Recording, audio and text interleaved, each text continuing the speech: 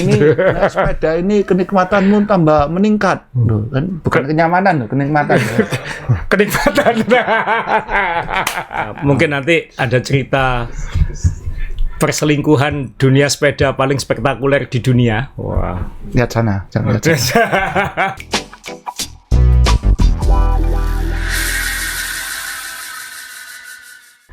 Teman-teman, kembali ke meja main sepeda. Saya Zulananda, Om Shonire sudah balik. Tema hari ini agak spicy karena mungkin nanti ada cerita perselingkuhan dunia sepeda paling spektakuler di dunia. Wah. Lihat sana, jangan lihat sana. Paling spektakuler di dunia karena Dia yang tahu, saya enggak. kisah perselingkuhan love triangle. Love triangle ini berakhir dengan 3 kali tembakan dan buntutnya adalah 90 tahun penjara kayak. Oh iya. Tapi itu nanti terakhir karena nanti ada Om Rey mungkin bisa komen banyak juga di situ. Enggak tahu apa-apa. Sebelum kita berlanjut, jadi ada beberapa tema. Hari ini kita akan bahas tentang panduan rute Journey to Trenggalek to TGX yang akan berlangsung 2 Desember. Kemudian update soal event itu juga. Kemudian nanti kita bahas ada beberapa barang sepeda lucu yang barusan di launching, termasuk saddle yang kata Om Rey jangan sampai salah fungsi. Kemudian terakhir kita akan bahas tentang dunia perselingkuhan sepeda itu. Nah, sebelumnya mungkin banyak yang tanya kapan diumumkan giveaway grup set Sansa Empire dari episode minggu lalu yang barang-barang murah itu. Nanti akan kita umumkan di Instagram Main Sepeda pada hari Minggu. Minggu itu tanggal berapa? Minggu 25. Minggu 25 apa 26? 26. Oh, ganti ya. Pada Minggu tanggal 26 November, bagi yang masih ingin punya peluang mendapatkan grup set tersebut, bisa nonton episode minggu lalu, linknya di tengah ini, bisa diklik nanti kalau mau nonton, atau ada di deskripsi nanti, atau lihat episode minggu lalu lah, gampang. Gampang, tinggal rekomendasi komponen atau part sepeda harga terjangkau yang Anda rekomendasikan dan alasannya kenapa. Nanti kita akan pilih dan satu yang terpilih nanti akan diumumkan di Instagram Main Sepeda hari Minggu tanggal 26 November mendapatkan grup set Sansa Empire karena temanya tema barang terjangkau. Nah, kita sekarang ke Journey to Trenggalek, Om Rey. Kamu sudah latihan endurance? Lumayan lah. Kamu lebih dari aku kayaknya. Enggak. Cuma sekali aja. Sekali aja. Tapi ini kan sudah panjang, nanjak. Naik, sudah panjang, naik. Ya, kalau panjang tidur, enggak bagus ya. Panjang naik, ya. Panjang naik, tapi naiknya terakhir. Jadi kita ke layar sekarang. Memang ini rutenya 254 km dari Surabaya Town Square, tempat kita syuting ini, sampai Pendopo Trenggalek. Itu 254 km. Total menanjaknya sebenarnya hanya sekitar 1.300 meter. Wow. Hanya 1.300 meter. Bromo itu 2.000. Ya. Dolo itu ya totalnya sama kayak Dolokom. Tapi Dolokom kan dalam 17 kilo. Ini 254 kilo. Oh, tapi sebentar. Masalahnya ditaruh di mana ini? Di akhir. Jadi ini panduan rutenya nanti teman-teman. Detail jalan dan map GPX untuk peserta akan kita umumkan mendekati hari H karena kita masih akan terus memantau update kondisi jalan. Siapa tahu ada perbaikan atau apa, tapi kita bisa perbaikan dan orang punya hajat, Om. Orang punya hajat, cuaca juga nanti kan ada kemungkinan longsor atau apa di tempat-tempat yang dilewati. Ya. Karena kan kita akan menghindari jalan utama sebanyak mungkin. Pertanyaannya, Om, ya, mewakili banyak orang. Kalau longsor misalnya di simpang, misalnya misalnya ada apa-apa di simpang Gumul Kediri, itu muter nyambung lagi ke Tulungagung, apa dari simpang itu stop terus berhenti, Om? Ya diteruskan, cuman kita carikan jalur alternatif. Oh, tambah muter. Nggak banyak lah. Ini jalur ini banyak cabangnya kok. Jadi harusnya saya kira-kira daerah sana agak sering acara di situ kan. Oh, Sering kawinan di sini? Enggak, maksudnya kan kapan hari EJJ kan di situ juga. Iya, aku pikir sering kawin di sini makanya. Enggak. Ya, tapi ini mungkin panduan ya, kita start dari Surabaya. Nanti yang hati-hati adalah 41 km pertama. Karena ini nanti kan pesertanya 450 orang. Oke. Lumayan banyak lah untuk event yang seharusnya jadi, hampir 500 ini ya sudah. Hampir 500. Ya. Hampir 500 dan itu nanti sebenarnya kita sistem rolling start. Jadi tidak harus start bersama. Oke. Jadi untuk alasan keamanan nanti pokoknya jam 5 pagi sudah boleh start. Wow. Mungkin saya akan start 15 menit kemudian lah kayak gitu. Tapi boleh start mulai jam 5 sampai COT-nya jam 10 malam. Jadi startnya terserah kamu, mau kamu berangkat jam 9 misalnya ketiduran ya nggak apa-apa. Kan yang penting menyampe kan jam 10. Ininya nggak dibongkar apa tempat startnya ini. Ya nanti kita maksudnya misalnya pit stop berapa pit stopnya ini? Nggak ada. Cuman sebenarnya pit stopnya kan terserah kamu di mana. Oh, nggak ada ya? Ini official checkpoint sebenarnya. Ini istilahnya bukan pit stop, ini checkpoint. Oke, checkpointnya itu tutup jam berapa? Checkpointnya kemarin teman-teman bahas akan ditunggu sampai jam 5 sore. 5 sore. Ya. Jadi antara start itu ya Tulungagung jam 5 sore, ya jam 9 mungkin bisa itu ya. Bisa. Ini flat. Jadi sekali lagi ya, dari kilometer 0 sampai 41 ini memang jalan nasional yang tidak terelakkan. Karena kan keluar dari kota besar seperti Surabaya itu susah ngelewati jalan kecil, jadi harus lewat jalan nasional. Dari kilometer 41 ini kita akan nyabang, kita akan melewati jalur yang lebih sepi tanda kutip di pinggir Sungai Brantas ini. Kemudian dari sini relatif nanti tidak akan ketemu transformer dan lain-lain lah sampai Jombang, nanti nyenggol sedikit lagi jalan nasional, habis itu langsung masuk ke jalur alternatif lagi sampai Simpang 5 Gumul. Jadi jalur ke Simpang 5 Gumulnya bukan jalur kita biasanya latihan sepedaan itu. Jadi bukan. Jadi kayak lewat samping gitu. Oke. Jadi agak beda, lebih sepi, jalannya lebih mulus, lebih aman lah. Nah, ini teman-teman ya, dari kilometer 0 sampai sebenarnya kilometer 188 ini flat. Total flat, hanya mungkin naik jembatan di pelosok nyebrang Sungai Brantas. Itu aja yang nanjak. Atau ngelewati jembatan-jembatan atau overpass gitu aja. Nggak iklan itu. Loh, serius? Loh, kamu pernah kan? Kita kan sering ke Diri PP ya. Ini sampai Simpang 5 Gumul. Ini kan flat. Tetap nanti elevasinya itu sekitar 200 sekian. Kalau sampai Gumul. SGL itu. SGL ya, Simpang 5 Gumul. Ya kan nggak ada apa-apanya, itu kan 200. Jadi ya nanti intinya Simpang 5 Gumul yang terkenal yang kayak Paris itu, kita lewati itu, tapi kita tidak akan lewat jalurnya yang utama. Biasanya, terus kita lewat jalan kampung lagi, lalu kita sampai Tulungagungnya juga tidak lewat jalan utama, hanya nyenggol sedikit lagi jalan utama, kemudian kita masuk ke arah Mojo itu kayak mau ke Dolokom, tapi kalau Dolokom kita belok kanan, ini belok kiri. Loh ya kan, itu kan lewat pinggirnya Kediri itu. Betul. Sebelahnya kali itu. Betul. Oh iya. Kita lewat situ dan nanti ada checkpoint di Tulungagung. Di kilometer 163, ini di Kelurahan Desa Kauman namanya. Jadi ada kantor Kelurahan Desa Kauman di kiri jalan, kilometer 163, checkpoint di situ, scan, kemudian di situ kita siapin support mekanik, visio kalau butuh, dan snack. Nggak ada ya? Spanya sudah spa yang jalan kayaknya, kan itu nanti lembab sekali tuh. Itu kayak sauna nanti ya. Dan kemudian dari Tulungagung ini kilometer 188 ini kita tandai karena ini awal JLS. Jalur lintas selatan Tulungagung Trenggalek, which is menu utama event ini. Ini yang sekitar 17 kilo rolling itu. Sama dengan Soro ya. Soro sih relatif lah, tapi banyak tempat berhenti fotonya lah, kayak gitu. Dan ini 17 kilo, dan itu nanti sampai Desa Prigi ya. Desa Prigi ini nih kita cek tadi tanda-tandanya ya, kilometer 188 start JLS, kilometer 215 ini start tanjakan terakhir.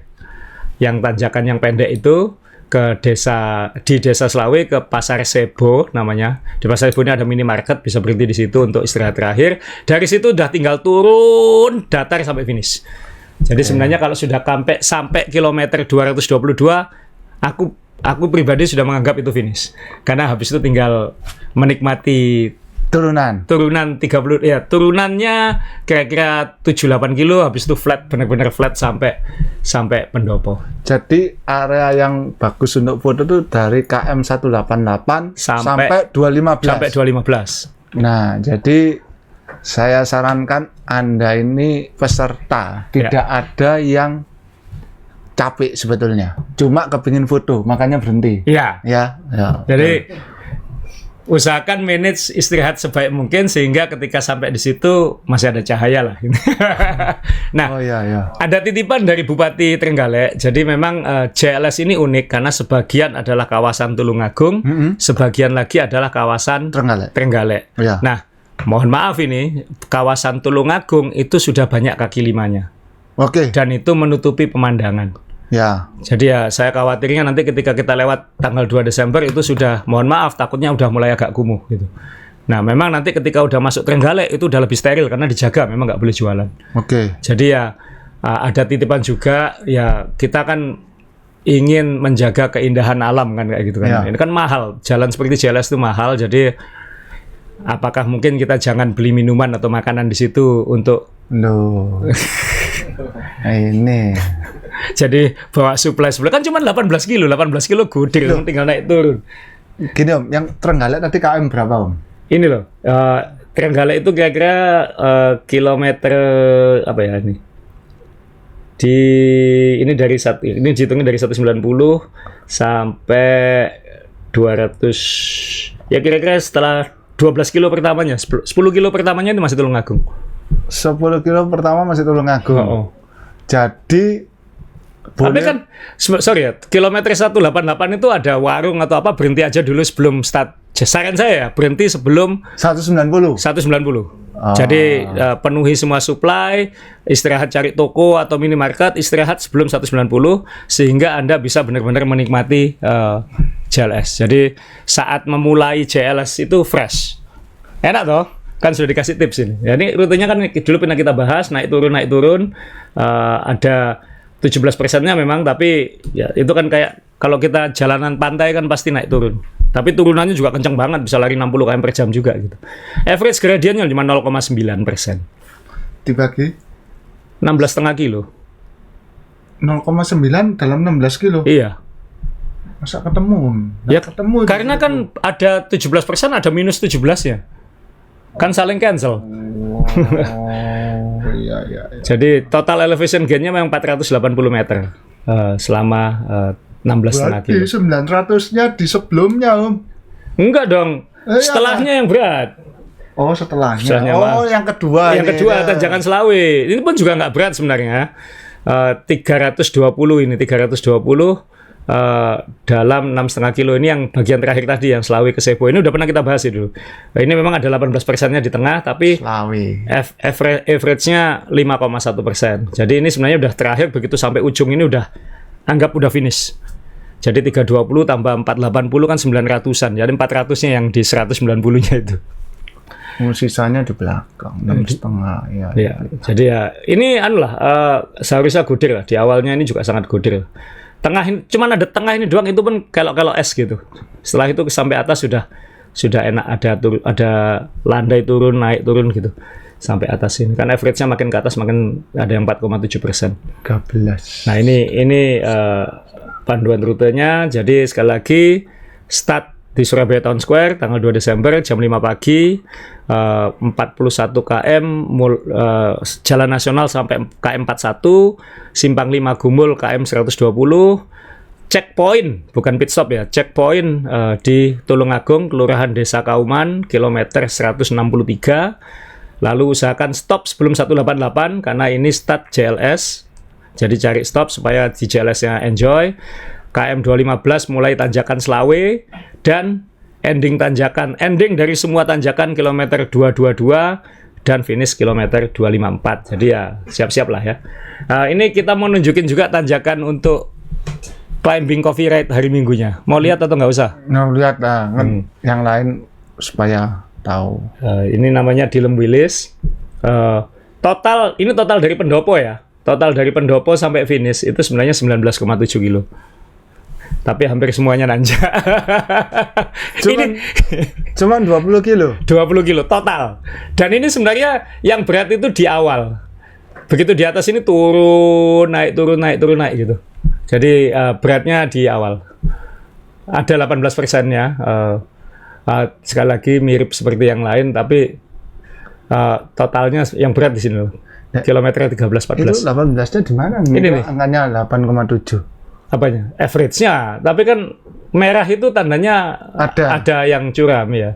Average 8,7 itu kan karena 18 itu kan pendek, habis itu ada datarnya. Jadi kan di average sama dia, kilometer itu. Dalam 1 kilometer. Nah kemudian habis itu kan ada minus ini, turunan-turunan.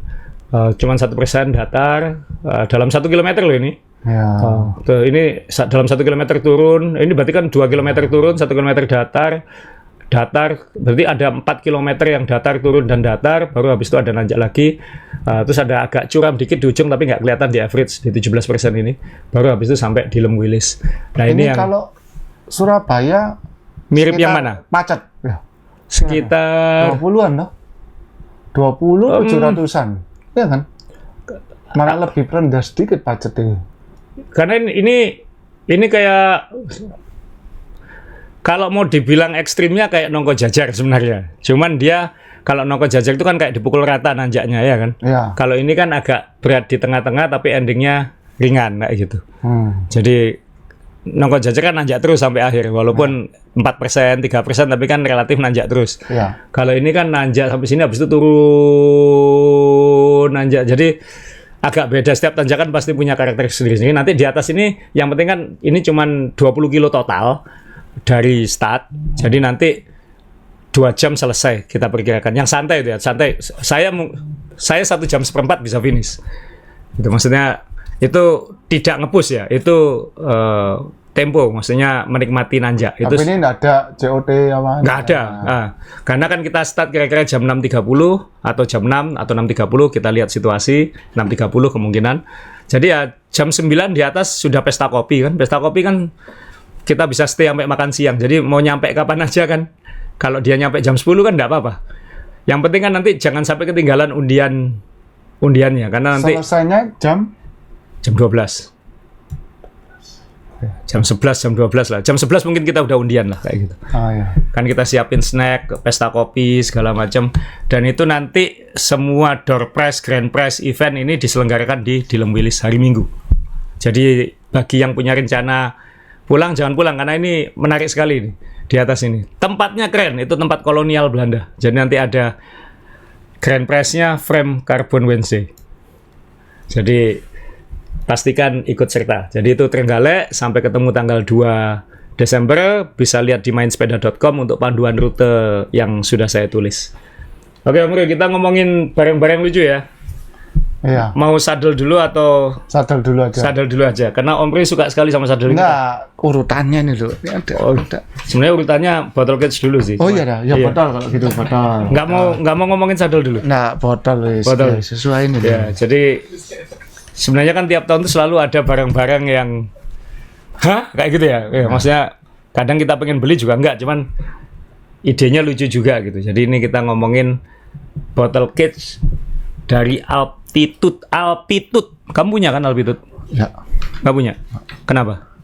Nah, nggak tahu aja. Masa mesti semua punya? Kan biasanya teman-teman punya yang karbon loh, karbon Altitude. Oh, yang tipis itu. Yang tipis kecil itu loh, yang ya dia identik dengan barang-barang super light gitu. Jadi, tapi kan biasanya karbon di bawah 15 gram itu kan normal. Nah ini Altitude Eropa ini, mereka Eropa. Dia ngeluarin bottle cage titanium yang beratnya 14,7 gram. Wah. Jadi ini bottle cage yang 3D printed titanium dan desainnya bolong-bolong supaya enteng. Ya, buat saya sih lucu aja gitu. Cuman renda apa bolong nih? Kenapa? Renda apa bolong-bolong? Kalau renda-renda kan identik dengan see-through ya. See-through. See-through. Nah, buat saya sih lumayan unik sih ini kalau mau lihat lebih dengan background gelap. Unik aja sih, kan teman-teman kan banyak yang pengen sepedanya kelihatan unik atau nambah ringan. Karena kalau sebenarnya bilang ringan relatif ya. Bottle cage itu kan kita mau pakai yang karbon biasa atau yang bahkan yang nilon biasa aja beratnya juga cuma 20 gram sebenarnya kan kayak gitu. Hanya untuk mengejar 5 gram itu. Hanya untuk mengejar 5 gram itu dibolong-bolongi dan harganya yang luar biasa ini. Hanya dijual 99 pasang dengan harga each 80 sampai 100 euro. Oke. Berapa itu? 1,5 juta? Iya, tapi setengah karbonnya lebih mahal ya? Enggak. 1 jutaan kalau nggak salah ya. 1 juta seperempat. Ya kurang lebih lah ya. Tapi ya hanya untuk hemat 5 gram 1,5 juta ya. Kalau ada yang pengen.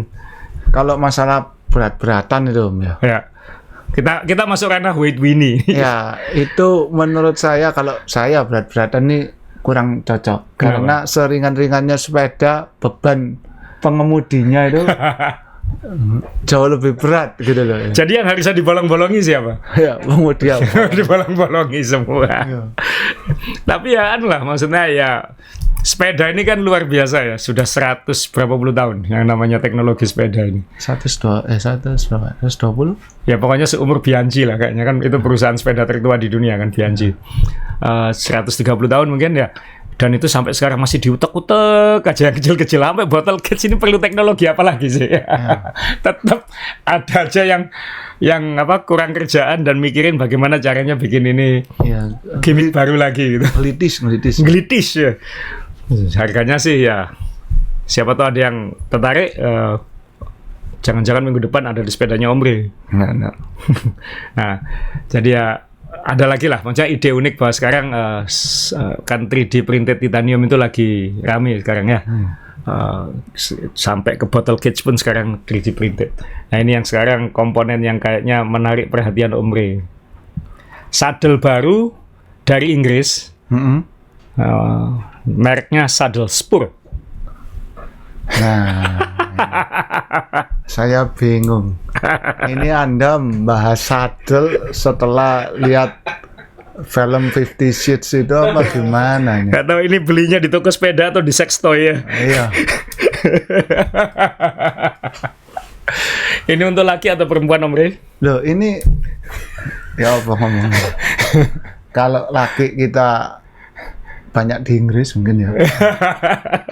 Tapi kalau wanita kok ya apa gitu loh.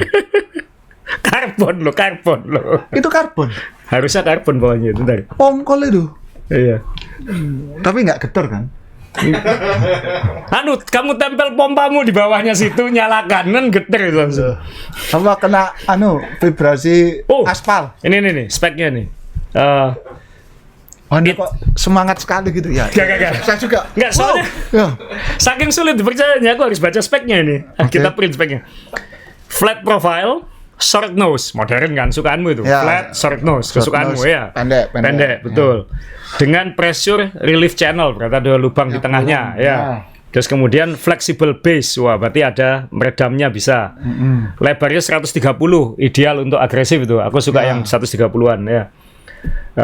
And the shape suit cocok untuk men and women. Wow. Kemudian aluminium rail, hanya datang dengan aluminium rail. Tapi ini memang keunggulannya adalah sandaran itu Om Rey, itu bukan cucuan itu. Oh, sandaran. Ya. Saya tahu fungsi aslinya. Cuman saya maksudnya kan supaya pembalapnya nggak goyang, bukan dicucuk tapi tahu. Disandarin di sini. Jadi ini misalnya kita duduk gitu ya. Ini sandarannya. Sandarannya. Gitu ya. Bukan gini supaya nggak goyang. Bukan. Apalagi gini, bukan ya. Oh ini kayak kalau dari pinggir dia ini kayak kursi pada umumnya gitu ya. Jadi kalau yang ngomel kenapa kok saddle itu kayak gitu ya, ini dibuatin saddle yang pakai sandaran ini. Ini reclining nggak? Nanti reclining bisa gini bisa. Mungkin next teknologinya pakai tombol dropper push itu, tapi bukan diturunkan dari dropper push tapi kayak recline itu. Kayak gitu ya. Itu kan dikonek sama dia itu atau bisa. Akses itu ya. Bisa. apa posisi apa gitu kan, dia lagi capek ke belakang bisa gini. Nah, kalau dia menunjukkan fotonya dalam posisi ini, itu mungkin masih masuk akal. Tapi tadi Anda ngambil sudutnya itu dari, nah ini, jadi bingung gini loh ya. Oh ini jangan salah, ini studi dari universitas. Tadi ngomong 14 cm itu sandarannya apa lebarnya? Ayo. 14 cm itu biasanya cocoknya orang Asia tuh biasanya. Orang Asia. 14 cm itu panjang apa, Om?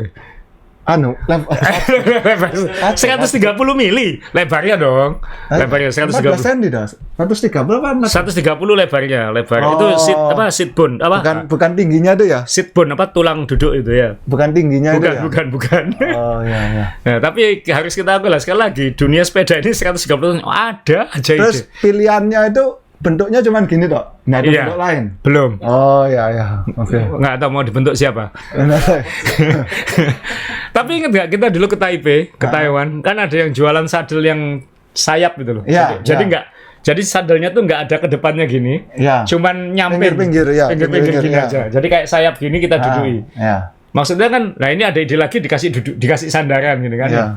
Jadi ya kita tunggu nanti ada ide sadel-sadel apa lagi nih. Mungkin kayak bentuk tangan megangi gini mungkin nanti. Iya, mungkin. Dua tangan megangi gini. Satu sisian Om, dari dua tangan gini. Saya nggak tahu ini niat dijual sih. Ini benar-benar ada ini sadel spur mereknya. Jadi ya saya pikir ya memang sekali lagi dunia sepeda ini ya mungkin orang-orang banyak gabut di dunia sepeda ini sehingga dia terus punya ide untuk bikin hal-hal yang eye catching lah minimal. Tapi kalau saya pribadi Om, saya nggak cocok sama sadel seperti gini. Kepanjangan itu ya? Bukan. Nggak. Apa ya? Lepas daripada dia panjang, tinggi, lebar, belakangnya tuh ya maksudnya Lepas daripada itu. Tapi posisi saya tuh sering kalau turunan tuh kan sering memindahkan berat badan ke belakang, mundur gini ya. Mundur. Nah ini kan nggak bisa. Oh kan katanya bisa reclining tadi, tuh bisa di-flatkan. Ini kalau ke belakang malah friksi, ya kan? Oh iya. Kan? Neken dia, ngelawan dia ya. Ngelawan. Ini jadi nggak ya. Tapi kan banyak yang suka ngelawan itu. Oh iya. Nah, mau lihat aplikasinya di sepeda. Kalau dilihat dari samping kayak tempat duduk sih. Iya. Oh my God. Kenapa dia ngambil contoh sepeda yang sudah gitu ya Om? Makanya ini yang desain pasti orang gila. Makanya selera sepedanya. Kamu kan suka sepeda-sepeda beginian. Iya tapi ini masih triple Om. Ini maksudnya ini melambangkan teknologi yang berapa puluh tahun lalu gitu loh. Quick release-nya masih ada bukaannya. Terus sprocketnya sedikit, pakai fender. Ini masih besi kan? Iya. Pompanya di sini. Stemnya masih pakai kuil. Oh iya, kuil stem, betul. Ya kan, jadi ada pompanya. Jadi maksudnya benar-benar zaman dulu spoke-nya masih banyak. Baik komputernya nih masih, ini dinamo ya? Kabelnya nih? Enggak, baik komputer. Baik komputernya masih kabel muter kayak Kohai. Iya, kayak KTY itu loh. Ya kan Kohai masih kayak gini sekarang. Iya. Umurnya sama kayak Kohai itu. Jadi pakai kayak ginian. Sebetulnya maksudnya gini, sebuah teknologi itu kan diciptakan untuk yang baru. Iya. Berusaha disandingkan dengan barang-barang yang baru. Iya. Ya kan?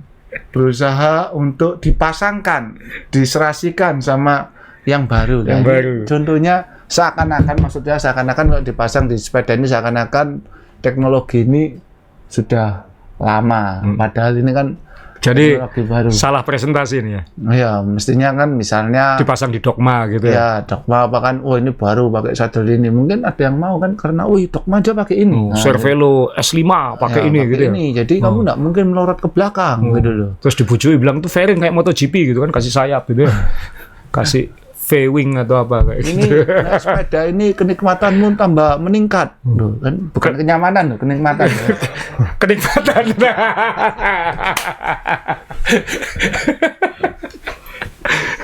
Terus yang bukan waktu pertama kali lihat fotonya ini langsung ya Tuhan, apalagi ini dunia waktu sepeda. Saya nerima ini, saya lihat sadel. Waktu itu saya sudah pede, saya kira sadel ini tuh ada yang sadel yang bisa dimolding sendiri dulu. Ya, oh kan ada sekarang ya, yang kan, duduk dipanasi kita ya, dudui supaya kan ngikuti. saya ada, mau saya bawa. Tapi sebelum saya sotoy, saya lihat dulu bener nggak maksudnya sama atau mirip. Iya, iya. Duh, nah ini kok gini, ini salah nulis apa ya?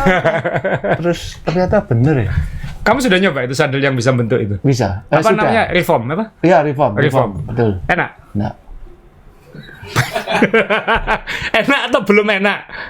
Nggak enak. Lo kok bisa kan mengikuti pantatmu? Ya justru itu saya juga bingung.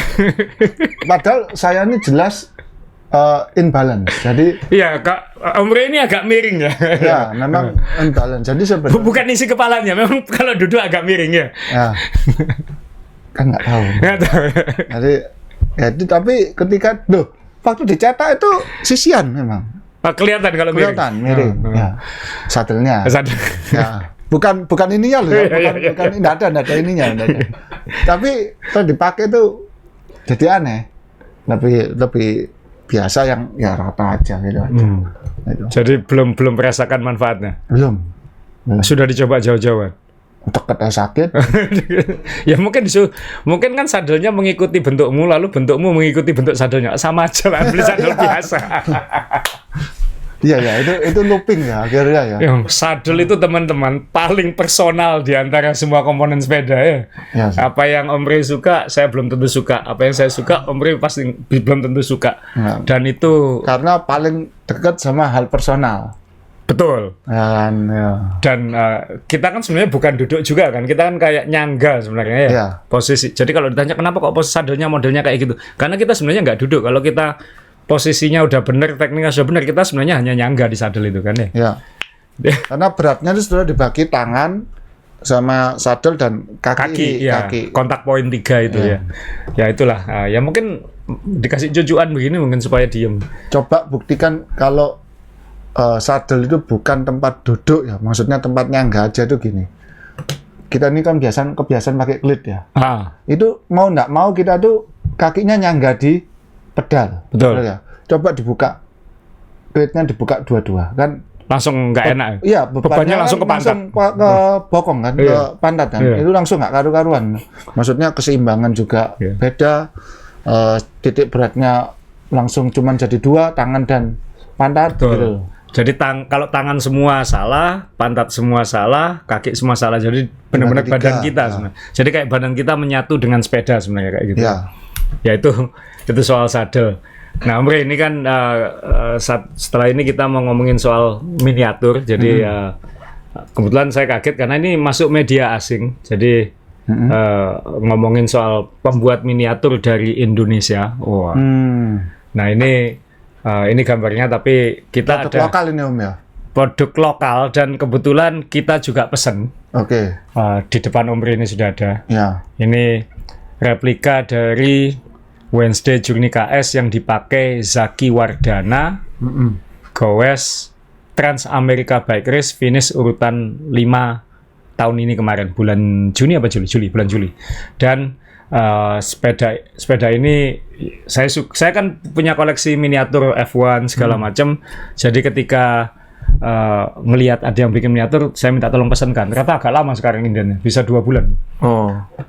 Dan harganya relatif terjangkau, sekitar 750.000. Dan ini yang bikin, saya pengen nanti bikin podcast sama dia juga, atau kalau sempat mengunjungi dia, ngelihat bagaimana dia bikin, karena ini 3D printed juga katanya. Dan ternyata bukan di Jakarta, bukan di Pulau Jawa, Bro. Di mana? Palembang. Oh, Sumatera Selatan. Dan ini shout out untuk Mas Mirza Fahlevi, dari Palembang. Anda bisa lihat Instagramnya @bicycle.miniature atau pribadinya @mirzaf26. Ini detail loh. Detail banget. Ini malah sudah dibuka tasnya ya? Ya, ini saya bawa sepeda aslinya di belakang. Bedanya hanya cranknya, karena cranknya punya Zaki diambil. Jadi ini cranknya saya pasang JR biasa. Cranknya Zaki kan waktu itu disupport oleh Magen ya. Magen dan pakai power meter, ini dicopot. Tapi botol cage depan sama botolnya masih ada, botol cage tengah masih ada. Yang dicopot tas-tasnya. Tapi wheelset dan lain-lainnya. Bahkan sepeda ini belum dibersihin. Masih kotoran dari Amerikanya masih kita biarin, termasuk kotornya rantai dan lain-lain. Luar biasa sepeda ini tanpa diservis bisa 7.000 kilo tuntas itu. Luar biasa, ini sepeda bersejarah buat Indonesia. Dan ini replikanya di depan. Nanti bisa di zoom ya teman-teman ya, di syuting lebih dekat. Lihat botolnya Om Bri. Botolnya pun mirip. Botolnya kan Zaki juga pakai Apidura ya, tas-tasnya lengkap. Posisi botol di seat tube sama di down tube-nya pun sama. Jadi dinaikkan yang belakang, diturunkan yang bawah supaya bisa masukkan tas Apidura di bawah top tube itu. Ya, ini standarnya yang di bawah kan model gini kan? Ya, sama standarnya. Oh, bukan agak ini, beda, bukan yang ini ya. Yang di bawah. Iya, sama standarnya juga dibuat mirip dan salut dengan kedetailannya ini. Jadi dan ini banyak sekali yang sudah pesan. Saya lihat di Instagramnya juga populer banget. Banyak yang pesan. Cuman kan biasanya pesan tolong Pinarello warna ini, Cervelo warna ini atau apa. Tapi kami minta tolong waktu itu bikinkan yang benar-benar mirip punyanya Zaki. Dia bikin sebenarnya, lalu kita minta bikinkan lagi. Saya nggak tahu, kayaknya Zaki harus dibuatin satu karena sepedanya kita ambil lagi. Zaki pakai AJ5 dan AJ1 sekarang. Ini berapaan? Saya nggak tahu kita dapat harga khusus atau nggak, jadi mohon maaf ya Mas Mir saya. Jadi ke 750.000 mungkin ya kayak gitu. Which is fair karena kalau kita beli replika-replika yang bagus, saya punya replika Pinarello harganya ya lebih mahal lagi kan kayak gitu. Itu kan buatan massal, ini kan handcrafted gitu kan modelnya dengan perhatian detailnya. Jadi mungkin teman-teman kalau pengen sepedanya direplikakan bisa kontak Mas Mirza Fahlevi, nanti kontaknya kita taruh di deskripsi di bawah ya kalau yang penasaran. Senang lah dia ini antus dan kelihatan kalau dia tuh senang sepeda gitu karena dia memikirkan detailnya luar biasa. Kan kalau sekedar bikin ya detailnya bisa beda, tapi dia benar-benar ngerti sepeda, jadi tahu ini harus bagaimana. Ini bisa dilepas semua ini, tas-tasnya ini, tas-tas. Bisa dilepas, botol-botolnya juga dilepas. Tas-tas kotre ini bisa dilepas ini. Jadi kemarin waktu datang pakai foam itu banyak yang jatuh-jatuh. Loh, kita harus naruh lagi botol-botolnya ke botol cage-nya. Lucu sekali. Jadi ini replika yang istimewa ini. Ya kita ada yang besar, ada kecilnya. Sekarang ada yang besar, ada yang kecilnya, dipajang di Wednesday Cafe di Surabaya. Oke. Nah, Om Ri mungkin mau dibuatkan sama orangnya sekalian? Nah, saya tuh kalau dibilang gitu. Englishmu. Oh, Englishnya kan bagus dibuat. Soalnya nanti saya kaget ada yang tanya sama, lu punyamu yang kecil mana? Gitu kan. Kaget nanti saya. Jadi gitu. Oh ya. Tapi maksudnya ini ya. Miniatur. Ya. Lucu kan? Lucu. Coba kamu bikin Englishmu lah. Englishmu kan one of a kind semua itu. Ya. Orang lain nggak bisa naik sampai. Jadi ya salut buat Mas Mirza Fahlevi. Moga-moga nggak bosen dan sekali lagi katanya indennya bisa sampai 2 bulan. Wajar. Karena kedetailan ini kan mikir ini buat yang satunya kan nggak mungkin digerusui ya. Ya harus satu perhatian. Ya ini saya kira layak lah kita podcast atau kita tapi kita harus ke sana untuk melihat bagaimana dia bikin itu. Harus cari waktu ini ke Palembang. Ketika ada event nggak di sana ya? Ada. Relatif flat soalnya. Saya pernah sepedaan. Saya kan bikin basket di Palembang juga. Cuman tapi setahu saya juaranya yang di sini ini kan orang sana. Oh, banyak di sana. Ya. Jadi ya. Bener ya? Iya. Palembang atau Padang? Sebentar. Makanya saya ngerpek ini. Ingatku Palembang kok. Tapi Palembang itu flat, relatif flat. Jadi ya salut buat teman-teman yang punya hobi sepeda betul. dan Palembang. Top. Ya. Jadi itu maksudnya Yoyo itu kan Jimmy kan Palembang. Oh, Palembang itu ya? Palembang. Oh iya, juara trilogi. Kapan nanti sempat foto sama saya? Wah, juara trilogi dari Palembang. Padahal nggak ada gunung di sana. Nah, bukan masa trilogi dia. Cuman Bromo atau apa gitu loh. Nggak trilogi. Trilogi nggak dapat. Satu aja. Mungkin Bromo mungkin. Bromo. Biasanya Bromo ya. Ketemu saya waktu pulang Bromo. Waktu pulang Bromo. Oh iya, waktu pulang tuh bareng kita, tapi tempat makannya. Oh. bukan di sepedaan bukan. Di tempat makannya bareng. Oke, Om Rey, sekarang kita ngomongin pembalap idola Om Rey. Aduh, ini gimana ya? Ya kita menceritakan saja bagaimana perjalanan duniawinya Colin Strickland. Sebentar. Ya. Saya cerita bagian Colin Strickland dan sepeda yang ini ya. Oke. Yang ini ya. Oke. Siapa Colin Strickland, Om Rey? Ya. Anda cerita sambungannya. Oke. Ya. Jadi daripada nanti saya dibilang kok Om Rey nggak ngerti apa-apa, diam aja. Saya cerita Colin Strickland. Ya. Siapa Colin Strickland? Ya. Colin Strickland ini waktu 2020 itu juaranya Unbound 200 mile ya. Unbound 200 mile. Dan hebatnya waktu itu 2020 benar. 2021 karena di-cancel yang 2020. Berarti 2019 ya. 2019 ya. Pokoknya yang sebelum kita datang. Iya. Dia ini juaranya. Iya. Dan waktu itu hebohnya adalah sepedanya. Oke, yang itu kamu coba tiru di setelan sepedamu kan ya? Warnanya. Ya. Itu kan pakai topografi ya. Topografi betul ya. Warnanya itu ya desain yang di fork depannya itu. Lalu waktu itu sepasang ya, laki perempuan juara ya kalau nggak salah. Pakai sepeda yang sama ya. Nah, satu adalah sepedanya ini nyentrik karena ingat pada waktu itu Unbound belum terkenal. Sudah terkenal tapi belum terkenal sebagai inovasi ya. Belum terkenal di sini ya, di Indonesia. Ya. Kan itu kan event di sono. Ya. Jadi waktu saya membaca bagaimana dia juara itu sangat unik, nyentrik, dan dia bukan atlet tapi musuhnya atlet-atlet. Dia bukan pembalap pro maksudnya. Bukan pembalap pro ya. Kalau Anda lihat itu chainstay-nya itu elevated chainstay. Jadi cuman satu sisi cuman di atas. Ya. Fungsinya apa? Fungsinya supaya rantainya itu kalau goyang jeblak-jeblak itu enggak ketatap sama chainstay-nya itu. Ya. Nah, waktu sepeda ini keluar, kita ini bertanya-tanya, enak dah sepeda sisian kayak gini ya. Ya. Gitu. Ternyata begitu baru keluar dipakai juara cowok cewek. Ya. Jadi heboh. Ya. Terus habis itu si Colin ini punya edisi spesial ya ini. Rafa ini yang akhirnya saya nyontek depannya itu. Ya. Ya kan, Allied edisi Rafa. Catatan nomor Colin Strickland ini orang pertama yang berhasil finish juara Unbound Gravel 200 mil, which is 320-an kilo, dalam waktu di bawah 10 jam. Di bawah 10 jam? 9 jam 55 menit. Dia yang pertama. Setelah itu banyak yang bisa. Tapi orang pertama yang tembus di bawah 10 jam itu dia. Ya, dengan ini ya, dengan settingan seperti inilah kira-kira. Nah, terus lalu dipakai Rafa. Ya. Wah, disponsori Rafa. Dan itu sepedanya special edition Rafa. Ya.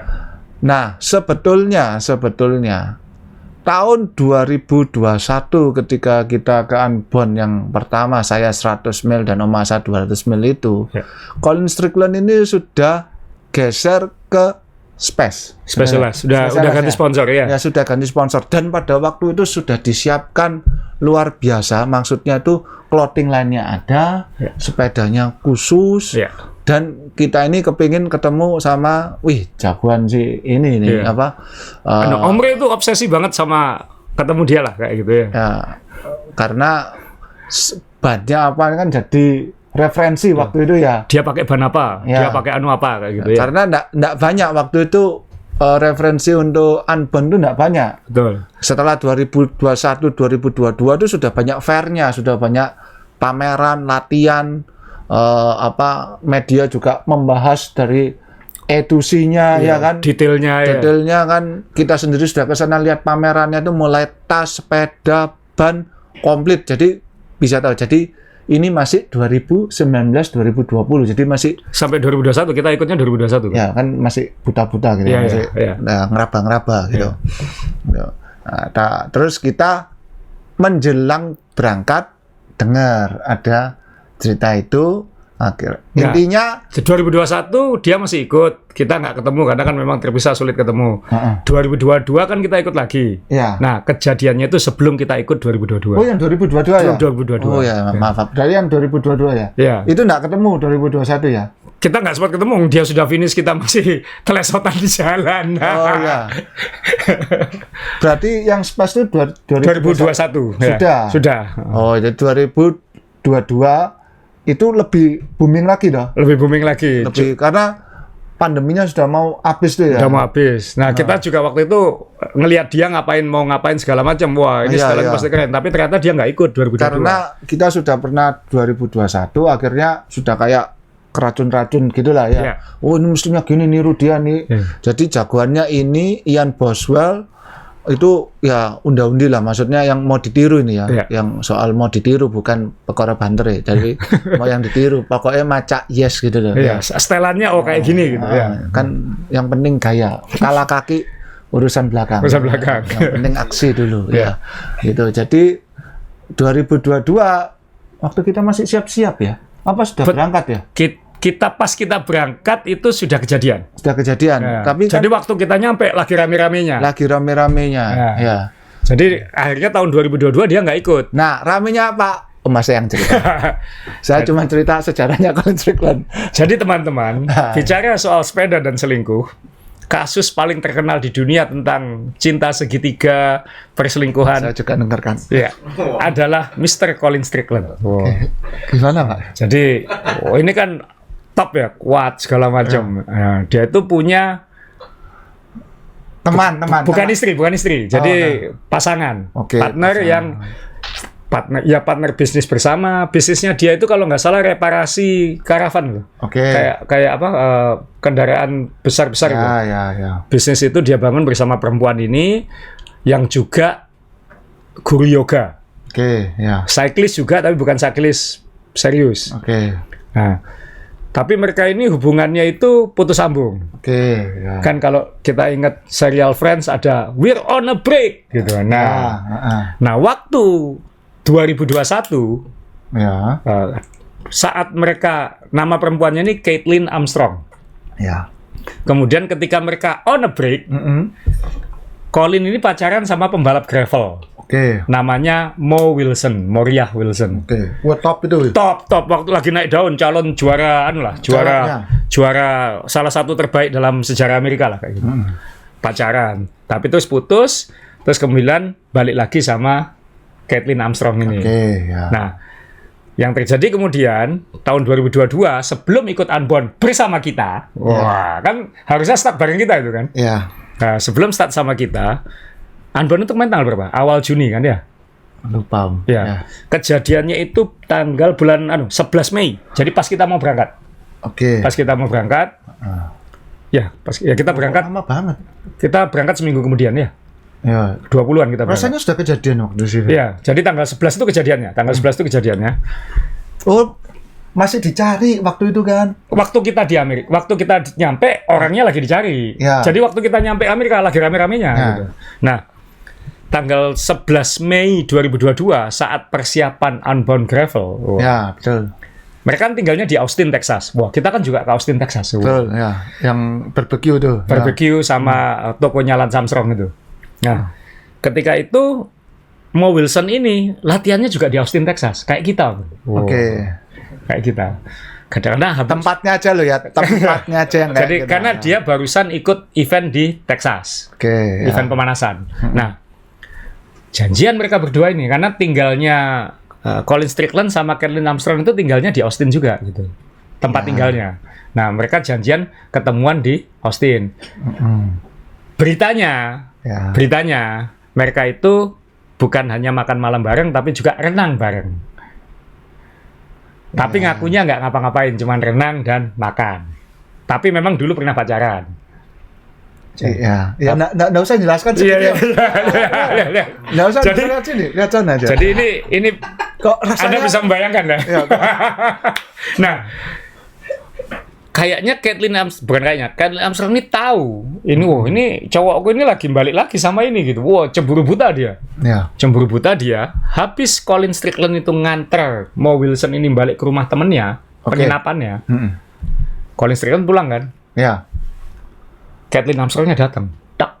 Kemana ini? Datang kemana? Ke rumah temannya Mo Wilson tadi. Oke. Kerekam Jadi si CCTV. Mo-nya itu di situ. Di situ sudah pulang. Ya. Ada orang lain. Belum, waktu itu temannya belum pulang. Dia masih sendirian di rumah. Sendirian, ya. Dan di situ dor 3 kali.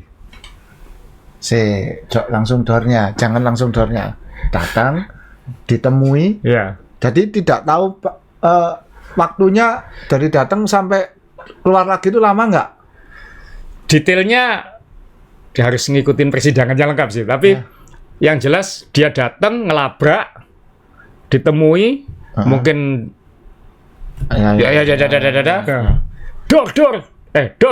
dor.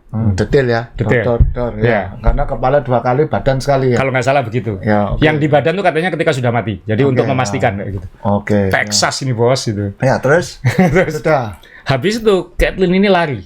Tas. Nah, di sinilah kita datang. Kita datang ya. Nah, waktu dia sudah melarikan diri. Larinya. Jadi ceritanya waktu kita di sana, berita-beritanya itu lagi itu. Dikejar, lagi lari ya. Lagi buron ya. Tapi bahasa bukan searching wanted, tapi apa kok bahasanya sana? Fugitif apa? Enggak, waktu itu kita baca itu apa ya? Maksudnya bahasa hukumnya dia. Ya fugitif dia pasti, mereka aku lupa detailnya. Karena memang waktu itu rame banget semua berita ngomongin itu. Larinya dia pakai paspor adiknya atau kakaknya cewek, sister. Dia lari ke Venezuela. Jadi sempat hilang beberapa minggu.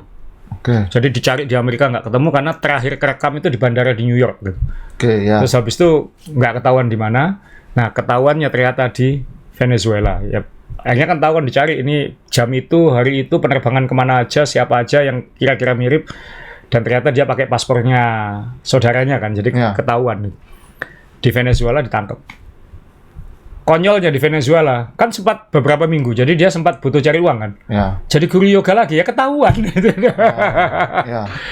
Jadi guru yoga ketahuan, diekstradisi ke Amerika lagi, ditahan di Texas. Ini setahun ya proses ini kan sudah setahun ini ya. Sampai 2023. Iya setahun setengah. Masa sidang-sidang segala macam, akhirnya beberapa hari yang lalu sebelum kita podcast ini, vonisnya turun. Yang berapa tahun itu? 90 tahun penjara. 90 tahun penjara. Oke. 90 itu belum termasuk masih ada satu sidang lagi yang melarikan dirinya.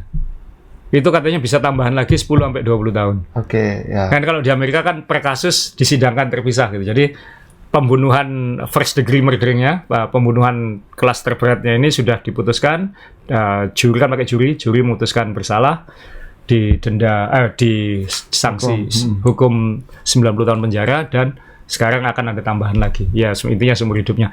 Dia baru boleh parol itu dievaluasi untuk dapat keringanan atau tidak, itu 45 tahun lagi. Wih, udah lupa. Jadi ini orangnya ya, ini Colin Strickland yang tengah. Wah, idolanya Om Rey. Wah. Ini seakan-akan idolanya semua orang yang ikut Unbound Gravel 2021 dan 2022 termasuk saya. Menggiring opininya gini seakan-akan ini. Karena Om John Bumiharjo bannya ngikuti dia ya. Kamu bannya nggak ngikuti dia tapi? Enggak. Tapi settingan tasnya yang ngikuti dia ya. Sempat ngikuti dia. Waktu itu enggak jadi. Saya lebih cenderung ke satunya yang Ian Boswell-nya. Ian Boswell-nya. Oh, handlebar-nya ya. Iya. Jadi setelan-setelannya ini karena dia sangat hampir enggak ada yang disetting, ya cuman frame-nya itu aja toh. Iya. Yang saya kepingin. Terus karena ya waktu itu sulit dan malability ya, nggak jadi. Jadi ini Colin Strickland, yang di kiri yang senyum ini adalah Mo Wilson. saya nggak tahu menyebutnya sebagai selingkuhan atau atau ya ini Mo Wilson yang harusnya jadi bintang gravel dunia sekarang, umurnya masih 23 atau berapa kayak gitu. Ini yang ditembak ya, yang kiri. Yang kanan ini Caitlin Armstrong yang bukan istrinya Colin Strickland tapi yang cemburu sama Colin Strickland sehingga menembak Mo Wilson. Wah, ini sampai biasanya kan kalau berita-berita sepeda itu kan nggak sampai berita mainstream ya. Ya, nggak sampai berita nasional. Nggak sampai berita nasional. Ini sampai jadi berita nasional di Amerika. Ya. Dan waktu kita ikut Unbound itu sempat ada doa bersama kan buat dia. Buatmu. Terus ada botolnya tuh. Yang buatmu apa? Ada Mo apa? Itu ternyata kan buat dia ini. Ada botolnya kan? Ada botol bidonnya. Iya, ada botol bidon. Untuk Mo ini. Jadi ya ini cerita luar biasa dunia sepeda. Ya kan kadang-kadang kalau bicarain perpindahan pembalap segala macam nggak sulit, ternyata di dunia balap sepeda dunia ada yang begini juga Om. Jadi in conclusion, ini ceritanya. Ya. Moral apa yang Anda dapatkan dari cerita ini? Jangan macam-macam sama perempuan Texas. Betul. Nomor 1. Semua yang bisa megang senjata api nggak baik. Nggak baik. Nggak baik. Ya.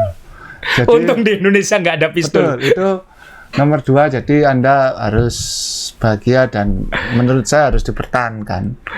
Itu di Indonesia ini paling rame ya, walaupun bersenjata, tapi kan maksudnya bersenjatanya itu nggak terlalu jomplang gitu. Nah, jambak-jambakan. Ya, jadi kalau yang datang tahu-tahu sudah ada mbak ini kan ya mau apa gitu ya. Dor. Jarak dekat gini gitu kan nggak disuruh, nggak kayak film yang apa dulu filmnya Van Damme itu hard target ya. Itu kan suruh lari dulu baru diuber dibedil, ini kan enggak kan. Ini kan di depannya gitu. Kalau film yang versi sekarang itu kan banyak yang mirip-mirip kayak gitu, yang Hilary Swank yang main itu apa saya lupa judulnya itu. Oh iya. Iya kan. Nah, tapi perempuan Texas ngeri ya. Ya, jadi di Indonesia, Lance Armstrong itu juga namanya sama-sama Armstrong tapi tidak terkait. Lance Armstrong itu juga tinggalnya di Austin, Texas. Iya kan, tokonya di situ. Jadi di Austin, Texas ini hati-hati. Kita paling senjata nasional kita bukan Smith & Wesson, tapi itu ada batik ini dari Makassar. Ini dari Olgen CC ya. Ini kalau saya angkat ada tulisan Olgen ya. Terima kasih, ini kenang-kenangan dari ikut tur de Toraja kemarin. Ya, ini mungkin maksudnya nggak tahu kenapa dikasih badik ini. Mungkin kalau ada kasus-kasus kayak gini kan, wah daripada dor-doran kan badik-badikan gitu kan ya. Sini bedek-bedekan, sana badik-badikan. Jadi satu, jangan kalau Anda punya pasangan wanita Texas, pastikan dia nggak punya izin senjata. Ya. Kalaupun sebenarnya nggak punya izin, jangan sampai dia punya akses ke senjata. Oh iya, karena orang sana itu sangat biasa neken pelatu. Neken pelatu. Iya kan itu sudah habit kan di sana kan. Ya. Oke, jadi Om Rey itu cerita kita hari ini. Ini sudah hampir 1 jam. Om Rey punya pesan terakhir ini sebelum podcast kita tutup, karena sekarang sudah akhir November, musim hujan yang sangat terlambat ini sudah tiba atau segera tiba. Ini Surabaya belum terlalu hujan ini. Om Rey tadi ada mau ngomong, ini harus diomongin soal musim hujan. Ya, soalnya musim hujan ini kan peralihan kita sudah terlalu lama di musim kemarau. Walaupun panas tapi kita sudah keenakan, maksudnya sudah hampir lupa kalau ada musim hujan. Walaupun musimnya kita itu cuma panas atau hujan, cuma tidak terlalu lama di panas. Hujan pertama-tama itu biasanya membuat licin banget karena debunya itu masih di aspal ya, masih banyak di jalan. Jadi kalau kena air sedikit, apalagi hujannya cuma sedikit, itu kayak oli dan bearing gitu loh. Betul, ya. Debrisnya itu kan licin banget gitu. Betul, karena kalau hujannya lama itu kotorannya sudah minggir semua. Kalau hujannya masih sedikit sama pasir itu kan tambah licin karena ada pasir dan sisa-sisa minyak-minyak mobil segala macam yang berbulan-bulan tidak dibersihkan ya. Itu maksudnya dicuci secara alami itu tadi sama hujan. Kedua, bolongan pothole ya. Pothole itu.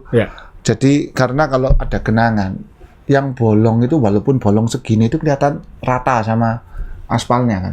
karena ketutupan air tadi. Jadi harus kalau Anda hafal lingkungannya betul, ya enggak apa-apa. Tapi biasanya musim hujan itu membuat aspal yang rata jadi gravel mendadak. Betul. Ya kan? Nah, ini juga harus diwaspadai. Ketiga adalah air dan besi. Itu bukan paduan yang baik. Ya. Contoh di rel kereta api. Kalau rel kereta api kering aja sudah meleseti, sudah gampang kepleset, apalagi waktu hujan, waktu ada airnya. Itu terus itu jembatan penyeberangan. Ya. Ya, itu kan besi, ada airnya. Ya. Kalau Anda lewat mau masuk kapal itu biasanya kan ada ramnya, ada besinya. Ya. Mungkin Anda kalau kering lewat itu nggak masalah. Ini pengalaman pribadi. Daripada jarinya kayak Omri. Daripada Anda ngetes ilmu atau jatuh di sesuatu di saat yang tidak menyenangkan, itu harap hindari aja. Jadi beberapa hal ini ya, yang lain banyak yang sudah menganjurkan ya pasti pakai jas hujan atau topi atau mantel atau makan yang hangat-hangat ketika karena perubahan suhunya drastis seperti itu. Tapi yang sangat praktis buat pesepeda saya kira ini ya, terutama juga lampu depan dan lampu belakang, karena pesepeda itu tipis. Kalau kayak gini kalau dilihat dari belakang kan tipis. Ini kalau nggak ada lampunya, kena hujan, pengendara mobil itu hujan, itu nggak kelihatan ada sepeda. Jadi kabur gitu. Nah, jadi kalau kita ada lampu itu kan mereka, oh ini ada kendaraan gitu. Baik dari depan atau belakang. Karena di Indonesia ini sebagian besar jalannya dua arah, ya kan? Walaupun jalannya ke sana tetap aja ada yang dari lawan arah sini, ya kan gitu loh. Ya. Nah, gitu. Apalagi ya tadi kan rating kanan belok kiri, rating kiri belok kanan ya. Jadi ya. Itu ras terkuat di bumi ibu-ibu. Depan emak-emak. Oke, jadi teman-teman terima kasih buat teman-teman yang ikut Journey to Trenggalek sampai ketemu 2 Desember dan 3 Desember. Kemudian bagi yang penasaran dengan barang-barang yang kita bahas, silakan pelajari. Bagi yang ingin mendapatkan moral story dari cerita tadi, monggo di riset juga, atau dicari celah hukumnya supaya nggak dapat misalnya atau lolos. Loh, Terus, ini masuk Netflix nggak? Saya yakin nanti akan masuk ini. Dokumenternya di YouTube sudah mulai banyak soalnya. Oh, nah, sudah rapi gitu ya? Sudah rapi ya. Terus dan untuk yang pengen punya miniatur sepedanya, ada Om Mirza Fahlevi di Palembang yang siap menerima order Anda. Kita support artisan Indonesia ini. Dan tadi Om Re udah ngingetin, ini musim hujan, basic awalnya hati-hati dulu kayak gitu ya. Oke, jadi terima kasih, sampai ketemu di episode berikutnya.